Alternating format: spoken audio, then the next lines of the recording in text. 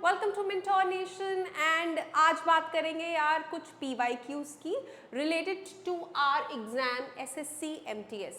आई know कि अभी तक हमारा टेंटेटिव स्केड्यूल रिलीज नहीं हुआ है, हमारी फिक्स डेट अभी आई नहीं है पेपर की, लेकिन हमें अंदाजे से पता है कि कुछ नवंबर दिसंबर के लगभग हमारा ये एग्जाम कंडक्ट होगा। And all those who are hoping and aiming for MTS, this video is for you guys. You can know and you can see various questions जो past year में पूछे गए हैं, ठीक है ना। सो आइए स्टार्ट करते हैं। आप देखो कि मैंने अलग से आपके लिए टॉपिक निकाला है स्पॉटिंग द एरर्स, और उसके बेसिस पे जितने क्वेश्चन 2024 में आए हुए हैं ना यार, वो सब मैंने आपके लिए यहाँ पेन डाउन किए हैं ताकि आपको आइडिया हो कि किस तरह के क्वेश्चंस इस टॉपिक से पूछे जाते हैं, ठीक है। चलिए स्टार्ट करते हैं। पहला क्वेश्चन देखिए, Mrs Premlata asked Malini to hand down all the payments slips.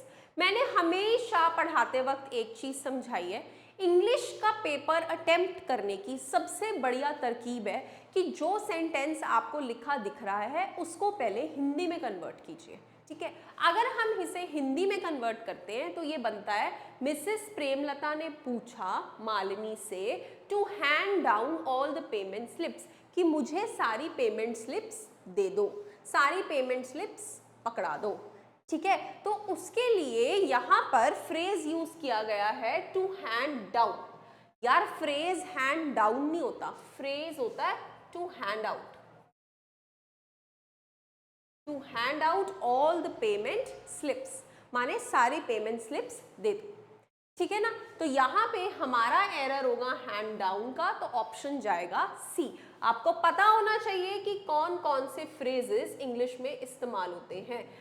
एक कॉपी लगा लीजिए, जब जब आप मेरी वीडियो देखते हैं जो भी क्वेश्चन मैं कराती हूँ उसका जो फैक्ट है, उसका जो रूल है, उसमें जो इंफॉर्मेशन है उसको नोट डाउन कर लीजिए, ताकि आपको जब रिवीजन करनी हो तो बहुत आसानी रहे, क्योंकि बार बार एक ही चीज को देखना खोलना बहुत मुश्किल होता है, ठीक है ना। आप देखिए 30 सितंबर 2024 की मॉर्निंग शिफ्ट में हुए एग्जाम में ये क्वेश्चन आया था, right.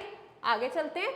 She is as more intelligent as her brothers are. वो कहना चाह रहे हैं कि वो उतनी ही इंटेलिजेंट है जितने उसके भाई हैं, ज्यादा नहीं है। सो सबसे पहले तो यहाँ मोर शब्द ही गलत है, क्योंकि मोर का मतलब है ज्यादा इंटेलिजेंट है। हम कह रहे हैं वो अपने भाइयों के बराबर की इंटेलिजेंट है। So we will use she is as much intelligent as her brothers are, right. तो हमारा एरर क्या बना, एज मोर इंटेलिजेंट एज।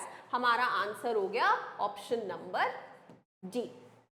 जब भी हम कंपैरिजन में आ रहे हैं ना यार, और कंपैरिजन बराबर का है, ठीक है, कोई बड़ा नहीं है कोई ज्यादा नहीं है, तो हम ये मच वर्ड का इस्तेमाल इसमें कर सकते हैं। आगे चलते हैं। He is waiting at airport to receive Mr. Smith, who is coming from South Africa. वो क्या बोल रहे हैं कि वो एयरपोर्ट पे वेट कर रहा है मिस्टर स्मिथ को रिसीव करने के लिए, जो कि साउथ अफ्रीका से आ रहे हैं। अब ध्यान दीजिए, यहाँ पे लिखा है he is waiting eight airport, जबकि स्पेसिफाई किया गया है कि वो कहाँ इंतजार कर रहा है, एयरपोर्ट पे। And I have always told you कि जब भी कोई चीज स्पेसिफाई करी गई है उसके साथ हम आर्टिकल यूज करते हैं द। तो यहाँ पे द एयरपोर्ट मेजरली मिसिंग है, इसलिए यही हमारा मेन एरर बनता है। तो आंसर होगा हमारा डी, एट एयरपोर्ट, क्योंकि यहां बीच में क्या आएगा, at the airport, right guys. आगे चलते हैं। फोर्थ क्वेश्चन कह रहा है, I hope that yesterday's lunch at Rahul's place was at your liking. मैं ये आशा करता हूं कि जो कल का लंच था राहुल की जगह पे वो आपके पसंदीदा था, ठीक है। अब इस शब्द के लिए आप फ्रेज यूज करते हैं was to your liking। ये टू नामक प्रेपोजिशन इस फ्रेज में यूज होती है, एट इस्तेमाल नहीं होता। अब आप सोचोगे कि मैम आपको कैसे पता, ये तो ये हमारा फैक्ट है कि हम इसी तरीके से इस शब्द को, इस फ्रेज को लिखते हैं और सेंटेंस में इस्तेमाल करते हैं। तो हमारा एरर हो गया एट योर लाइकिंग, क्योंकि इसकी जगह क्या आएगा, टू। डन। आगे चलते हैं। She forbade him not to enter that room। उसने उसको मना किया है कि उस रूम में नहीं जाना। अब कायदे से अगर आप इसे देखोगे ना, इसमें कोई गलती लग नहीं रही है, बट जिन लोगों को ये बात पता है कि फॉरबिड का मतलब ही क्या होता है, मना करना, ठीक है, एक्चुअली इसकी जो फर्स्ट फॉर्म ऑफ वर्ब है दैट इज फॉरबिड और उसका सेकंड फॉर्म होता है फॉरबिड, ठीक है ना। तो यहाँ हम ऑलरेडी एक नेगेटिव वर्ब इस्तेमाल कर रहे हैं, इसलिए इसमें अलग से नेगेटिव नॉट लगाने की आवश्यकता नहीं है। She forbid him to enter that room, तो आंसर हमारा एरर हो गया हिम नॉट में, करेक्ट। नेक्स्ट की बात करते हैं, और आप सब देखिए बेटा यहाँ पे डेट शिफ्ट सब लिखा हुआ है, सब पास्ट ईयर क्वेश्चंस हैं, ठीक है, साथ साथ देखते जाइएगा। अगला question, he climbed of the steep mountain trail, वो माउंटेन ट्रेल के ऊपर चढ़ रहा है, his backpack heavy with supplies for the journey, उसका बैकपैक भारी है जर्नी की सप्लाई की वजह से, क्योंकि जो भी चीजें उसने अपने बैग में कैरी करी हुई है, करेक्ट। लेकिन आप ध्यान दीजिए वो माउंटेन ट्रेल के ऊपर चढ़ रहा है, स्टीप मतलब जिसकी चढ़ाई ज्यादा होती है, ठीक है ना। अब क्लाइंब्ड ऑफ आना चाहिए कि क्लाइंब्ड अप आना चाहिए, क्योंकि वो किसी चीज के ऊपर चढ़ रहा है, सो यहीं पे गलती आ रही है, ही क्लाइंब्ड ऑफ नहीं आएगा, ही क्लाइंब्ड अप आएगा, ठीक है ना। सेम 14 अक्टूबर पूरे एक साल पहले कंडक्ट हुआ था आफ्टरनून शिफ्ट में। Next, Sam and Tina had wondering what to do this weekend, Hindi में ट्रांसलेट करेंगे ना अगर, तो क्या बन रहा है, सैम और टीना सोच रहे हैं कि इस वीकेंड क्या करें, सोच रहे हैं, that means it is a present continuous tense, तो यहाँ पे हैड वंडरिंग नहीं आएगा, यहाँ पे आएगा आर वंडरिंग, क्योंकि सैम और टीना दो लोग हैं और दो लोगों के लिए हम यूज करते हैं आर, तो आंसर हमारा एरर है हैड वंडरिंग, बहुत ही ज्यादा सिंपल था। Next, you know that I am fond of reading, तुम्हें पता है कि मैं पढ़ने का शौकीन हूँ, and also that all books are my favourite, और मेरी तो सभी किताबें फेवरेट हैं, बट लेकिन you don't know that this is one of my favourite books, लेकिन तुम्हें ये नहीं पता कि ये मेरी सारी किताबों में से फेवरेट है। मैंने क्या बोला, सारी किताबों में से मेरी ये वाली फेवरेट है, तो one of my favourite books, सभी किताबों में से this one is my favourite, right. तो हमारा ऑप्शन आ गया सी, बिल्कुल सही। नेक्स्ट, 9th सेंटेंस, सेलेक्ट करिए ऐसा सेंटेंस जिसमें ग्रामेटिकल एरर हो, आइए पढ़ते हैं। This is a very difficult task to accomplish, बिल्कुल सही सेंटेंस है कि ये एक बहुत ही मुश्किल टास्क है इसको करना, right. A young boy offered her his seat, एक यंग बॉय ने उस लड़की को अपनी सीट दी, बिल्कुल सही।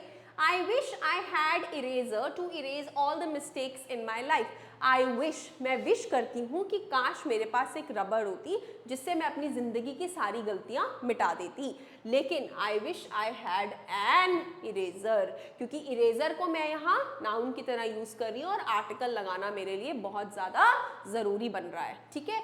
ये वाला इरेज मेरा यहाँ वर्ब की तरह इस्तेमाल हो रहा है, ठीक है ना। तो आंसर यहाँ पे एरर एन में है, तो सी पार्ट हमारा एरर वाला सेंटेंस है। डी में I have a lot of work to complete, this is a good sentence, मेरे पास बहुत काम है खत्म करने के लिए, फाइन।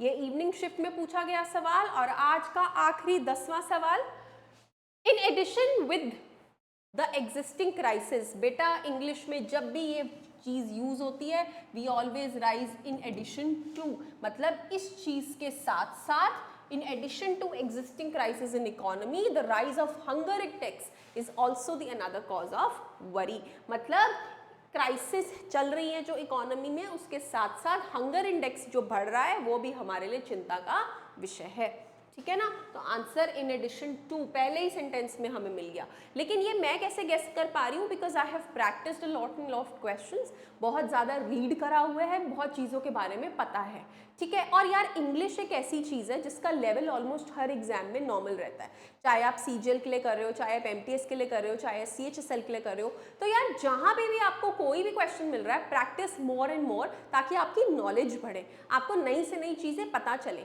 जितनी चीज़ों के बारे में आप अवेयर होगे अपार्ट फ्रॉम द रूल्स, उतना ही आपको हेल्प होगी आगे चीज़ों को क्रैक करने में।